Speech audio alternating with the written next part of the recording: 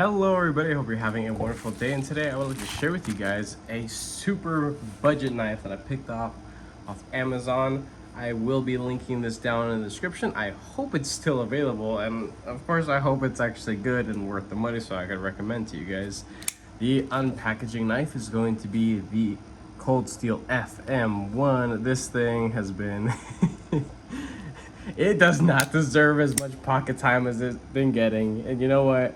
I'm gonna rain shit on Cold Steel, but I can't deny it. This thing's really good actually, and I've genuinely been enjoying it. So I know I'm gonna get a lot of hate. I mean, hey, I've sharpened this thing twice already, and the edge is just obliterated. I can't even cut through this stuff, but that's just a testament to how much I've actually been using it. So the factory edge on that was all right. I sharpened it. It was a laser beam, beat the crap out of it, and now it's, you know, beat up again. So this is a X-Toke knife. Yeah, I've only ever checked out one other thing by them. I don't know a whole lot about this particular company or the OEM. All I know is that in the past they have done some collaborative work or traded designs with a new company as well, Ramet. Well, I would still consider them relatively new, but this is a small little addition, and they haven't really done much of late. So I was just like, you know what, it actually looks pretty interesting. I think I'd actually enjoy that. Now, one thing I did notice is just taking it out of the pocket, taking it out of the pouch right there, is that there's actually a funky little spot right there. It looks like a rub mark. Whatever. I got this thing for like just under $17. I don't know if that like super ultra sale is still in effect, but D2 micarta. It has a coating, a little liner lock here. There are ceramic bearings within the pivot. I believe also ceramic detent ball. A little snug, but it's not bad. It's definitely a chunky little thing. Definitely, it's very girthy in hand for sure. How am I gonna get myself out of this one? Yeah, this is very wide in hand, but you know what? There's a nice little like 2.5-inch blade here, very utilitarian, ultra drop point, sheep's footy, whatever you want to call it. It's full belly, no flat or anything. A little hole right there for your main deployment. You could reverse flick it. It's a little awkward because it is stubby. Thumb flick, you can do that too. Roll out, yeah, that's probably the safest way, I'd say. Slow rolling isn't something that I care to do often. I do prefer to flick stuff, but it's good for what it is. You do have proud liners. That's probably why it's so damn wide in hand. Yeah, so full steel liners. There are some holes there for weight relief on both sides, which is nice. And the actual liner itself, it is relatively thick, and it has some jimpings and a little bit of texture right there for traction. And you can see how much access you actually get to it because it's so wide. It's very comfortable to disengage. So yeah, that's really nice. Now the detent on this is light, and I think it's a good thing that it is light because it's a small knife overall. It's a kind of small hole to get at. No lock stick. If I really muscle it, I could feel the tiniest bit of up and down. No side to side, that's nice. Let's check the centering. It looks pretty darn good to me. Here's the pocket clip, which is like 2/3 the length of the thing overall. It is inset into the micarta. You can flip it, which is really nice, especially for the money.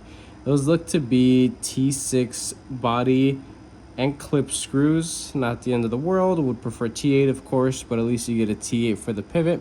You do have these little, I guess, inlays of G10. I believe that is G10, which is, again, an interesting little thing. And yeah, we can go ahead and do some basic stuff. We'll take the weight, we'll test the factory edge, we'll put it up against a couple other small, inexpensive knives in a similar range. 3.2. Yeah, this thing, it's kind of dense for what it is, but you can't expect a whole lot for something under $20 nowadays. But for what it is, this is actually kind of impressive. So I got a couple things here. This thing is awesome, and this is technically in the line the full-size Vosteed Acorn. There is a mini, which I think is much more comparable to the size of this. I don't even say what the hell this thing was. Small pocket knife. Yes, yes. The X-Talc small pocket knife. Hell yeah, that's what we're gonna call it. So, the small pocket knife is a small pocket knife in comparison to the full-size Acorn. So, Vosteed, if you're watching, I know you're not, but a large of this would be freaking sweet.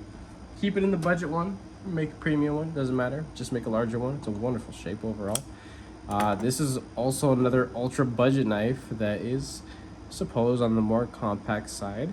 Also, again, relatively inexpensive. You can get one of these guys. This is a CJRB Pyrite Light. You'll typically find them on Amazon for like 28 to 30 bucks, something like that. Worth every single damn penny. And I actually have a website exclusive, a CJRB website exclusive on the way of this variation. So I'm excited to get that in. That's how much I like it. I have this one and I'm getting another one because it's just that good. A little sniffly here, sorry. And then two small knives that I typically use for size comparison, and this is also something that is very inexpensive. This is a Free Tiger model FT2103. It's like 35 bucks. It's freaking awesome. D2 real carbon fiber, that's nice. This guy right here, this is a whole lot more expensive, but it is of course made in the USA. Spyderco Native 5 lightweight. So these guys are, I don't know, they range from like 135 to 220, something like that. I think the Maximate ones are like 2 something. Anything that's Maximate is like 2 something. I don't have any of that steel in my collection yet, but I would like to get a hold of some. I have been seeing some pieces of Maximate floating around on Blade Binge, and oh man, I can't tell you how many times I'm tempted to pick stuff up. There's like this, there's a Sage model, I believe there's like the PM2, the Para 3, and the Native 5 lightweight, and maybe like 1 or 2 other things in Maximate, but they're still too close to full retail price to be sold in the secondary market. Whatever. Let's go ahead and check out that Factory Edge.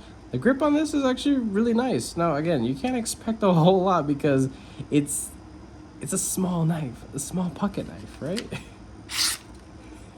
Hey, hell yeah, that's pretty nice. And this is well, this is comparable to like newspaper, phone book paper, magazine paper. That's essentially what this is. It's plenty good for a Factory Edge. Maybe with the tiniest bit of stropping, it might be a little bit cleaner feeling, but it's really not that bad for a sub $20 knife. And again, I got it on like super sale. I don't think that sale is still going. There were multiple promotions that you could stack on it at the time that I got it.